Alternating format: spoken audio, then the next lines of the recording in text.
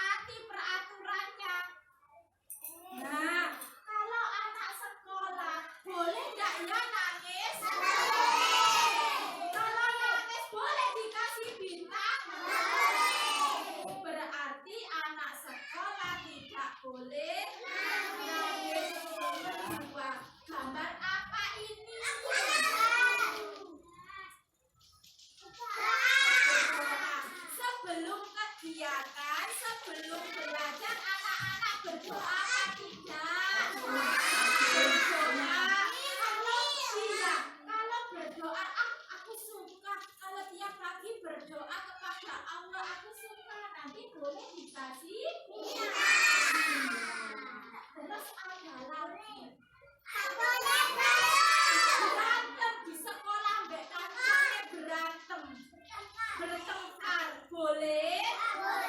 Sama teman harus ngapain?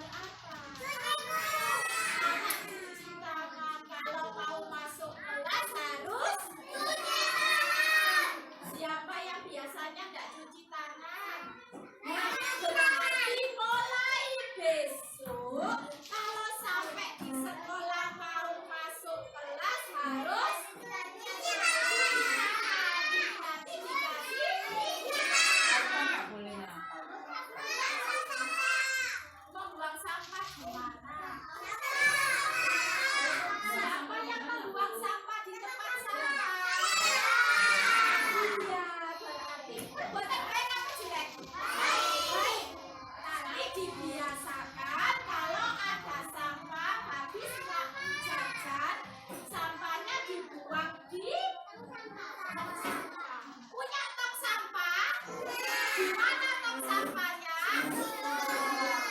Jangan lupa.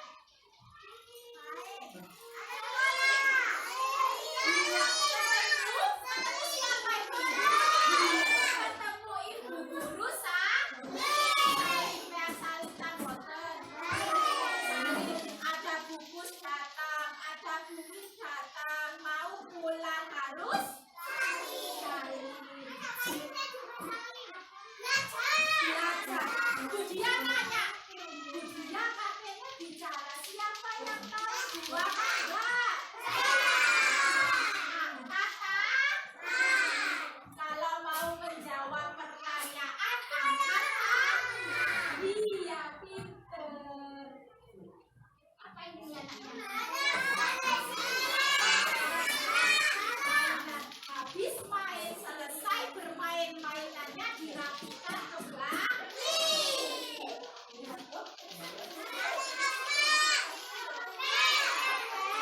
Kalau melihat lantai kotor dibersihkan.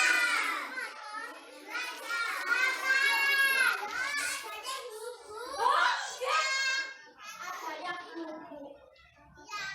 Siapa di sekolah ini yang kalau belajar sama bunda ngantuk? Yang belajar sama bunda ngantuk? Anak pemalas ya. Sekarang dikasih bunda apa ini? Bukan ya, dikasih bunda bintang dulu ya. Kenapa? Dikasih bunda bintang dulu.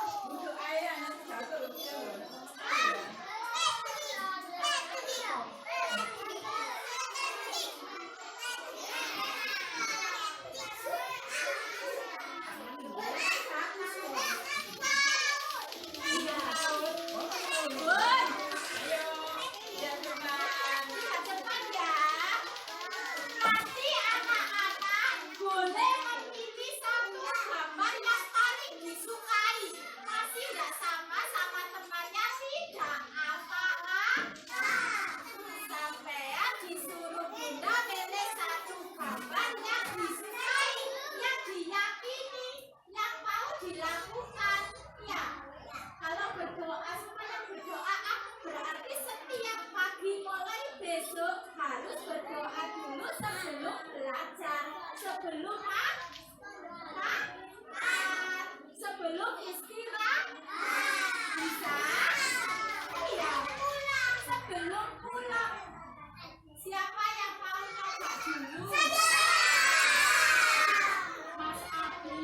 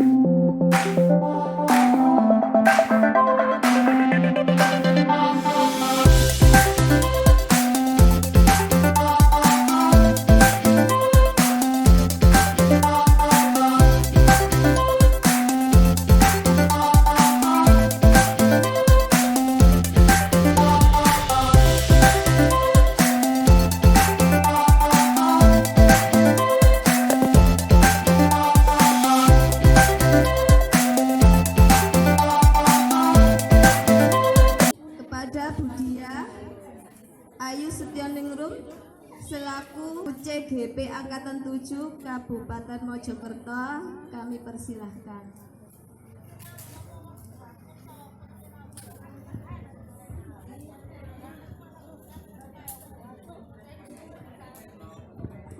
Baik, terima kasih atas waktunya. Assalamualaikum warahmatullahi wabarakatuh. Di sini saya meminta waktu panjenengan semua sebentar untuk menyampaikan diseminasi budaya positif di sekolah.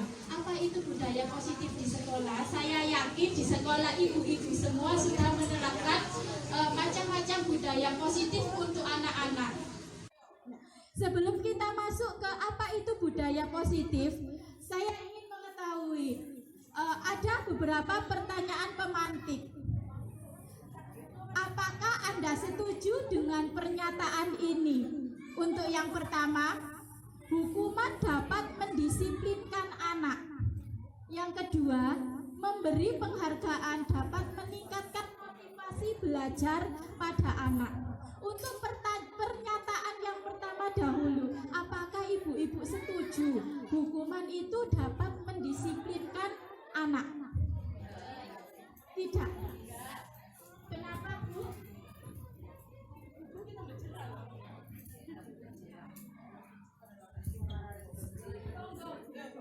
Tidak apa-apa, di sini kita sharing saja. Apabila anak itu nanti setiap kali ada kegiatan itu dihukum, anak itu pasti akan jeri. Contohnya anak itu mau belajar, tapi dengan Keterpaksaan.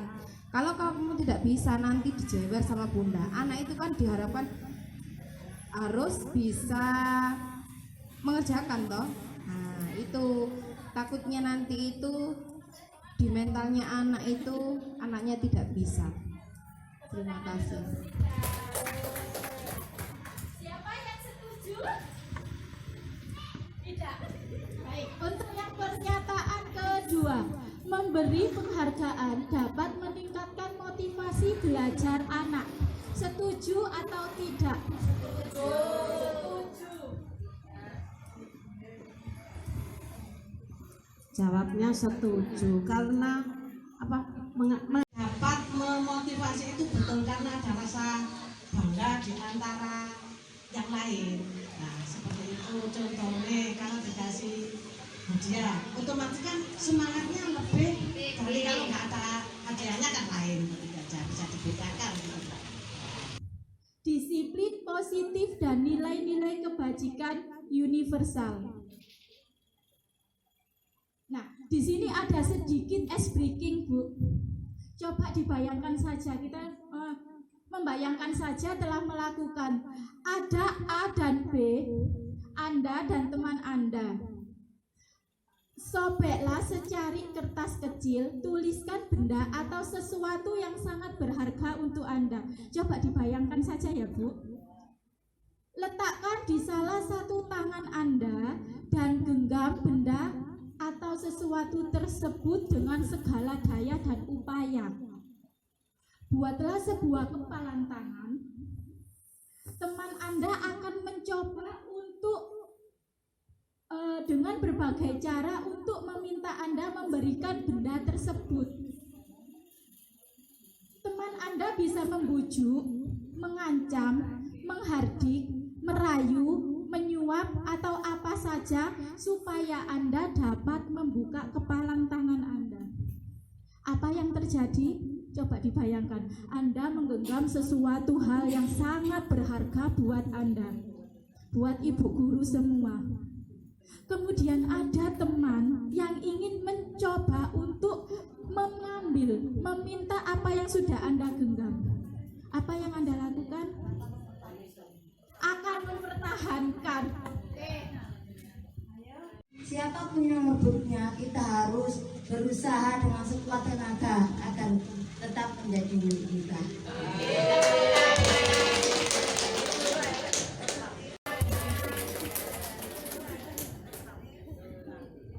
Tapi di suatu ketika Anda mempunyai saya harus memberikan sesuatu yang berharga itu kepada teman saya. Mungkin ada alasan seperti itu. Boleh dikasihkan ke temannya hal yang berharga itu.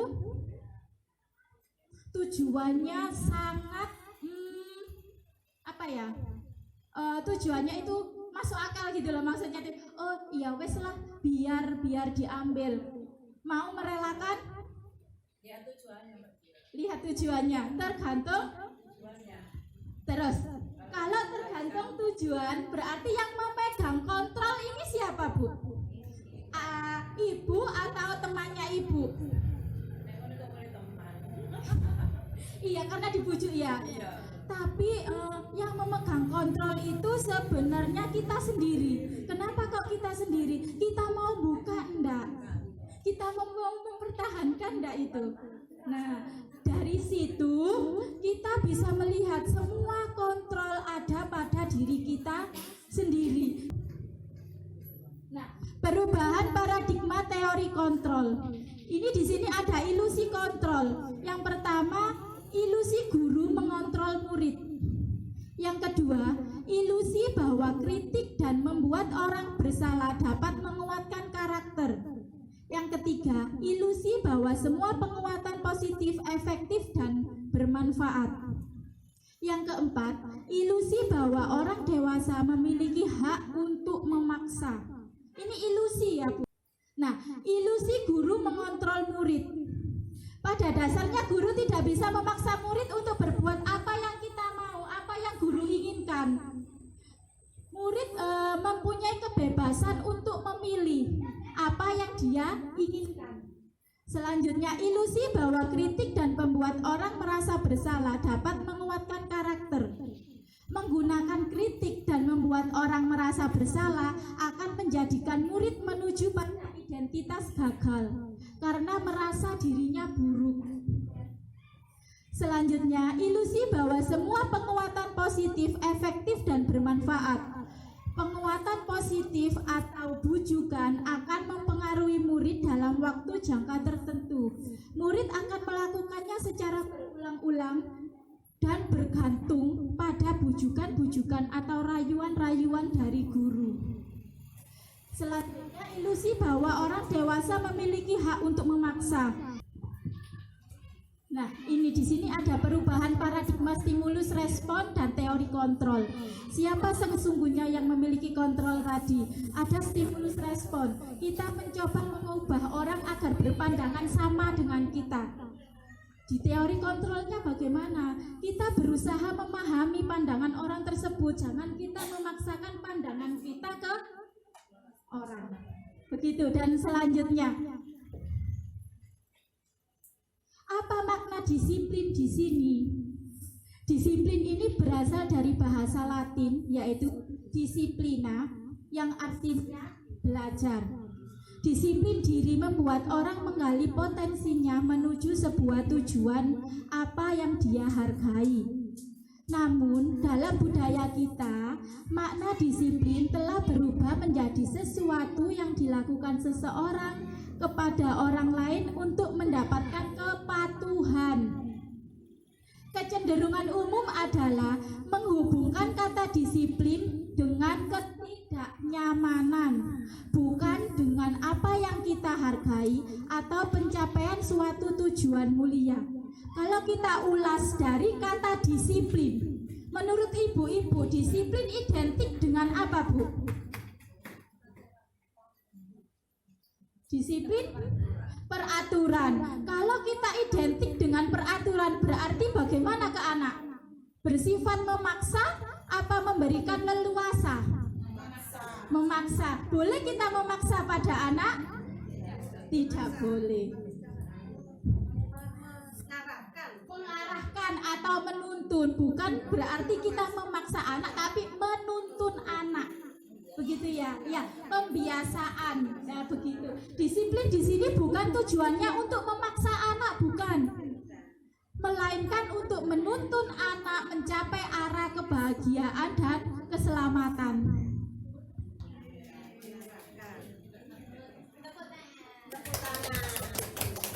Nilai Nilai-nilai kebajikan universal. Nilai-nilai kebajikan adalah sifat-sifat positif manusia yang merupakan tujuan mulia yang ingin dicapai setiap individu. Nilai-nilai tersebut bersifat universal dan lintas bahasa, suku, bangsa, agama maupun latar belakang. Nilai-nilai kebajikan yang ingin dicapai oleh setiap anak Indonesia itu tertuang dalam profil pelajar Pancasila. Ada berapa, Bu, profil pelajar Pancasila? Ada 6. Apa saja, Bu? Beriman dan bertakwa kepada Tuhan Yang Maha Esa dan berakhlak mulia. Selanjutnya, mandiri, bernalar kritis, berkebinekaan global, gotong royong, kreatif. Tepuk tangan Bu Sulia. Selanjutnya yaitu teori motivasi, hukuman, dan penghargaan dan restitusi. Nah, teori motivasi perilaku manusia yang tadi di pertanyaan pemantik, ada salah satu ibu bilang, oh, penghargaan dapat memberikan motivasi siswa. Memang penghargaan dapat memberikan motivasi untuk siswa. Tapi apa itu berlaku untuk jangka panjang atau jangka pendek setelah mendapatkan hadiah saja? Nah, di sini ada teori motivasi perilaku manusia. Yang pertama, untuk menghindari ketidaknyamanan atau hukuman. Kegiatan dilakukan anak, memang dilakukan anak, tapi karena anak tersebut takut mendapatkan hukuman. Itu disebut motivasi eksternal. Motivasi dari dalam, dari luar. Terus ada lagi untuk mendapatkan imbalan atau penghargaan atau sejenisnya. Itu pun disebut motivasi eksternal karena tumbuh dari luar. Bagaimana jangka panjangnya? Apakah anak tersebut ketergantungan? Ketergantungan. Sebaiknya kita memberikan motivasi anak itu berupa motivasi intrinsik. Motivasi dari dalam anak sendiri, yaitu kenapa anak melakukan kegiatan itu? Karena anak ingin menghargai dirinya sendiri. Begitu. Jadi adanya hukuman, adanya penghargaan ternyata belum tentu efektif untuk memunculkan motivasi dalam diri anak. Ada hukuman, penghargaan, sama menghargai diri sendiri. Ada 3 ya. Dari ketiga jenis motivasi tadi, motivasi manakah yang saat ini paling banyak mendasari perilaku anak di sekolah? Eksternal. Kenapa Bu eksternal? Karena diiming-imingi oleh hadiah. Iya, sama. Nah, tugas kita sebagai pendidik, tumbuhkanlah motivasi intrinsik anak, motivasi dalam diri anak, supaya anak mempunyai keyakinan untuk berbuat sesuai dengan hatinya, kemauannya sendiri, tanpa hukuman dan tanpa penghargaan. Merdeka. Apa itu merdeka? Sukses. Apalagi, Bu? Bebas. Apalagi, Bu? Tidak diperintah ya? Iya. Nah, Ki Hajar Dewantara menyebut kata merdeka itu tidak hanya terlepas dari perintah, akan tetapi juga cakap memerintah diri sendiri. Jadi kalau kita ingin melakukan sesuatu, jangan menunggu disuruh, jangan menunggu untuk diperintah. Kalau panjenengan semua masih menunggu perintah, berarti panjenengan semua belum merdeka. Mulai saat ini coba ditimbulkan motivasi intrinsik pada dirinya sendiri untuk bisa melakukannya sendiri tanpa perintah.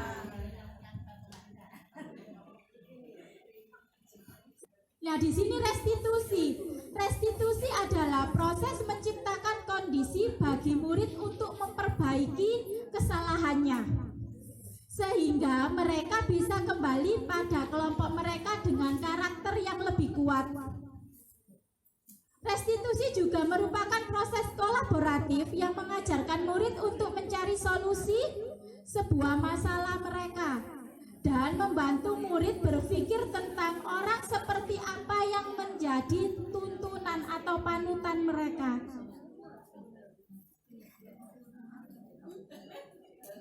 Nah, di sini ada 3, Bu. Ada hukuman, itu nanti akan membentuk identitas anak yang gagal. Ada disiplin nanti akan membentuk anak sukses. Tapi ada 2 item disiplin di sini.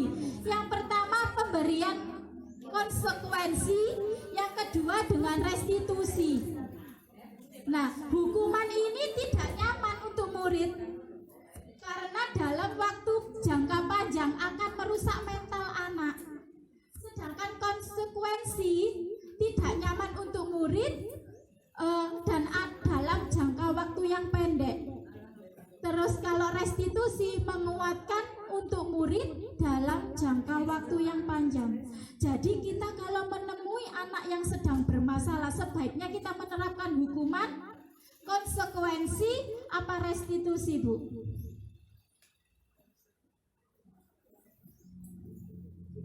Apa, Bu? Restitusi. Kita menerapkan restitusi, meminta anak untuk menyelesaikan masalahnya sendiri. Anak dibantu untuk menemukan solusi dari permasalahannya. Ini ciri-ciri restitusi. Ada bukan untuk menebus kesalahan, namun belajar dari sebuah kesalahan-kesalahan, memperbaiki hubungan. Restitusi bersifat tawaran, bukan untuk paksaan. Restitusi menuntun untuk melihat ke dalam diri. Restitusi mencari kebutuhan dasar yang mendasari tindakan dan sebagainya. Nah, coba kita refleksi sebentar. Di sini ada beberapa tindakan yang sering dilakukan guru. Mencatat 100 kali di dalam buku kalimat, saya tidak akan terlambat lagi karena terlambat ke sekolah. Ini termasuk hukuman ataukah konsekuensi? Hukuman. Lari mengelilingi lapangan basket 2 kali karena terlambat hadir di sekolah.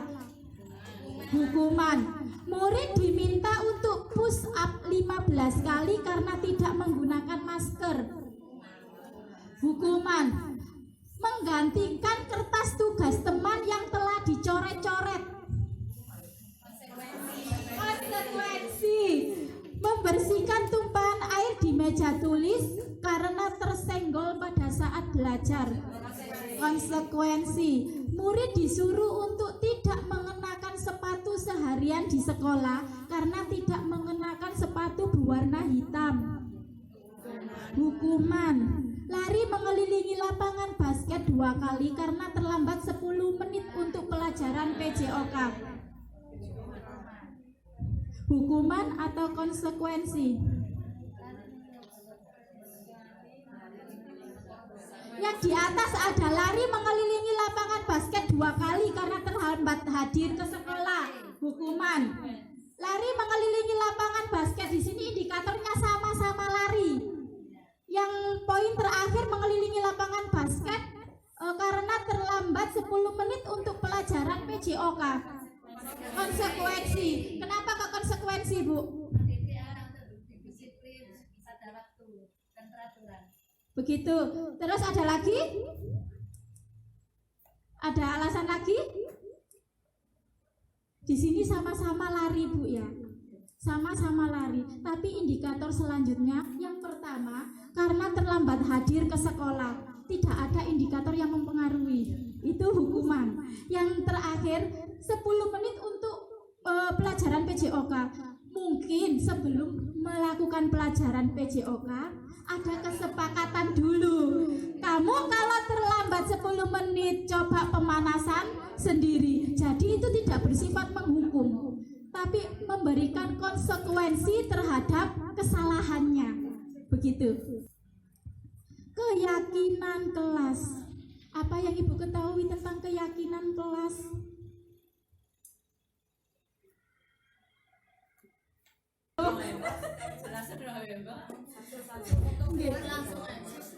Lah ini, mengapa tidak peraturan kelas?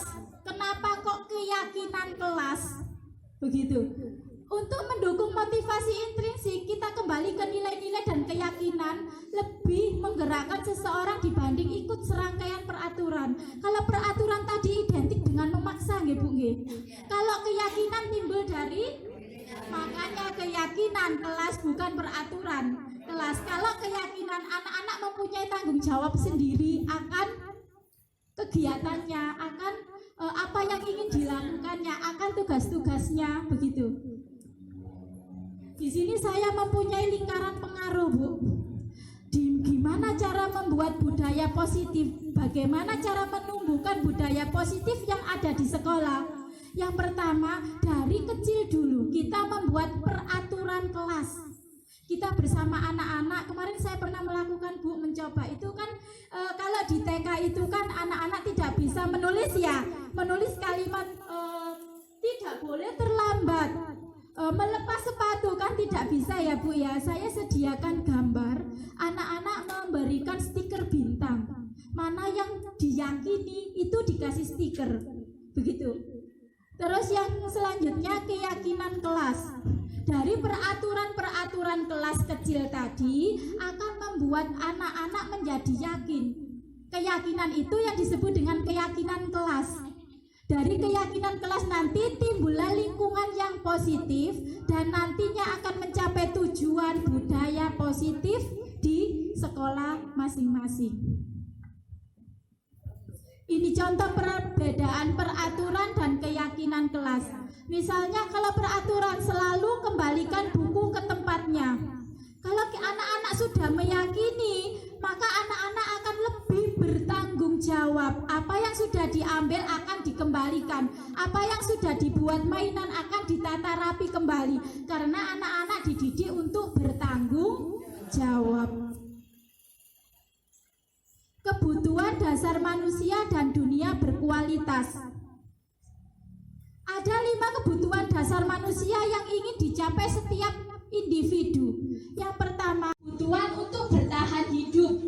Yang kedua, kebutuhan penguasaan, kebutuhan kasih sayang dan rasa ingin diterima, kebutuhan kebebasan dan kebutuhan kesenangan. Kita pun perlu kebutuhan itu, apalagi anak-anak didik kita yang masih usia balita, masih usia golden age ya. Kita menuntun anak-anak bukan dari kemauan kita, melainkan dari apa yang diinginkan anak. Karena kita menuntun anak itu hanya untuk mengembangkan potensi minat dan bakatnya, bukan memaksakan kehendak kita harus jadi apa anak tersebut.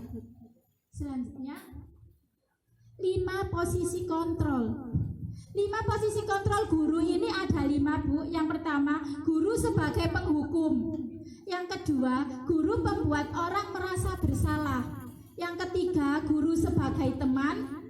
Yang keempat, guru sebagai pemantau. Dan guru sebagai manajer.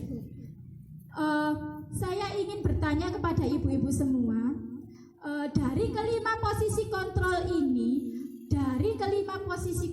ini, manakah yang sering ibu lakukan di sekolah untuk menghadapi anak-anak didik kita? Raise hand. Siapa?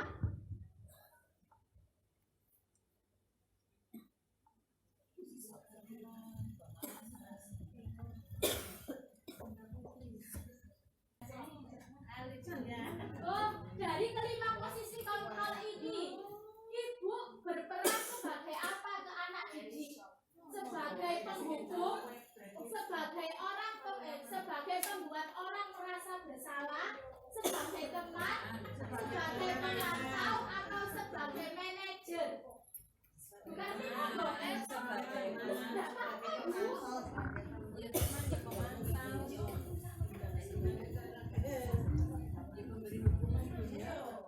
Sebagai teman, itu dia.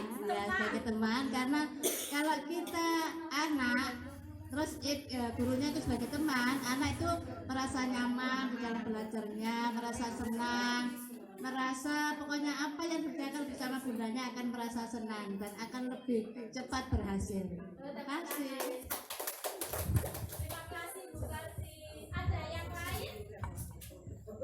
Ada yang lain sebagai pemantau Bu? Kita sebagai guru juga sebagai pemantau, memantau keberhasilan anak-anak, perkembangan anak-anak, apa kita sudah berhasil apa belum. Tepuk tangan. Terima kasih. Ada lagi sebagai manajer? Ada? Sebaiknya kita sebagai guru itu dituntut untuk bisa sebagai manajer. Kalau kita tidak bisa sebagai manajer, oke lah kita sebagai pemantau. Kita tidak mampu sebagai pemantau, tidak apa-apa lah kita sebagai teman. Asalkan jangan sebagai penghukum atau pembuat orang merasa bersalah. Karena hukuman-hukuman yang kita berikan akan tertanam ke otak anak sampai dia dewasa. Seperti saya Bunda pernah di waktu SD dulu disuruh mengelilingi lapangan 5 kali, padahal itu waktu istirahat. Masya Allah isinya minta ampun, sampai sekarang pun loh saya ingat. Nah, kenapa enggak menawi enggak? Boten Bu, aslinya enggak boten nakal, tadi bandel.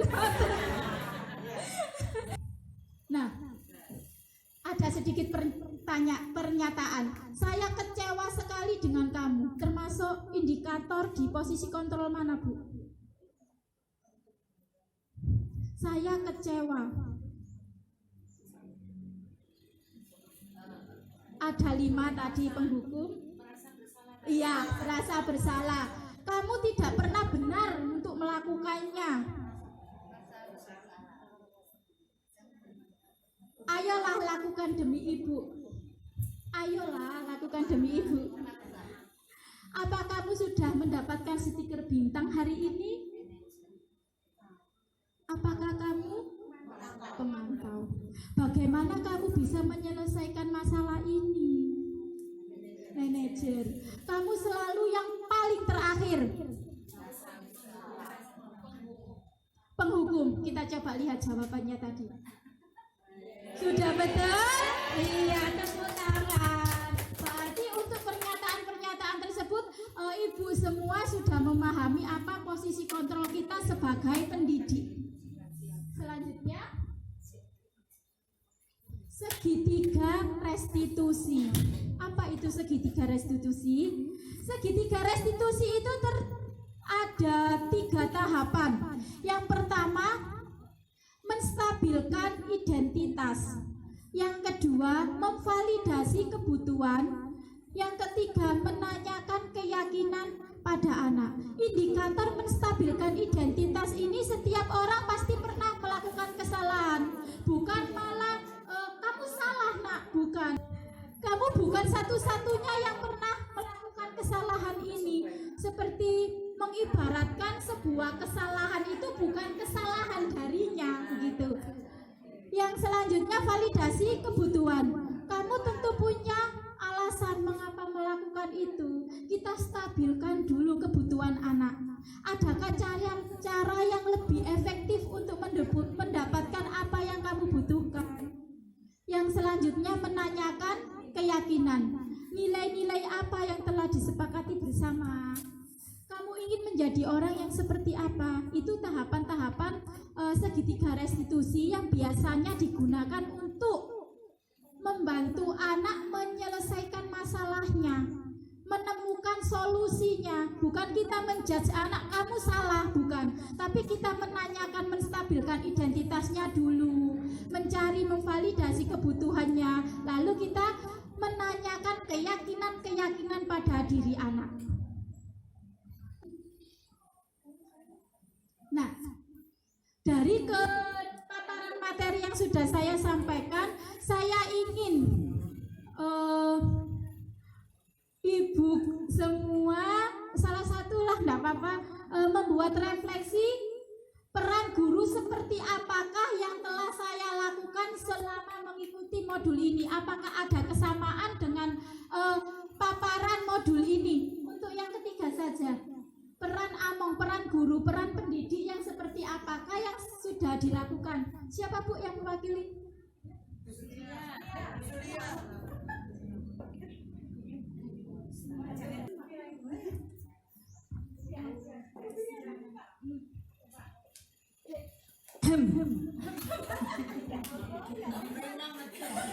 Iya, ngantuk semuanya soalnya ya. Sedikit saja untuk merefleksi. Sudah ditelepon ya.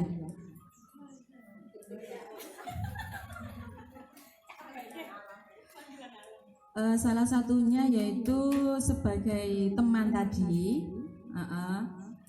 Ini yang ditanyakan itu keterlibatan refleksi kita, toh, ya. Kita di sini mendapatkan ilmu dari panjenengan. Kita jadi pendidik harus bisa mengetahui kebutuhan anak gitu, terus tidak apa istilahnya, tidak memaksakan kehendak kita. Seperti itu apa Budia? Ngonten nggih. Terus apa namanya? Seperti apa yang Budia sampaikan tadi, banyak yang kita serap. Salah satunya kita menjadi pendidik harus menjadi manajer untuk bisa mengolah kelas, terus menjadi teman, karena dengan menjadi teman kita bisa belajar, anak-anak merasa nyaman, kita tahu kebutuhan anak-anak, jika anak-anak juga merasa nyaman, terus kita hindari menjadi penghukum atau membuat merasa bersalah, karena itu bisa membuat atau mematikan apa yang ada di kreativitas anak atau pengaruh pada golden age-nya itu loh. Apalagi yang pernah disampaikan Budia tadi, merasa bersalah atau teriak-teriak hukuman yang diberikan itu akan dibawa seumur hidup seperti itu. Akhirnya anak-anak tidak bisa berkembang atau tidak bisa berkreativitas semaksimal mungkin. Terima kasih. Barangkali ada yang ingin menambahkan refleksi atau sharing tentang kegiatan positif di sekolahnya? Sudah Bu? Terima kasih banyak atas waktunya dan kesempatan yang diberikan kepada saya dalam pemaparan budaya positif yang ada di sekolah. Sekian, wassalamualaikum warahmatullahi wabarakatuh.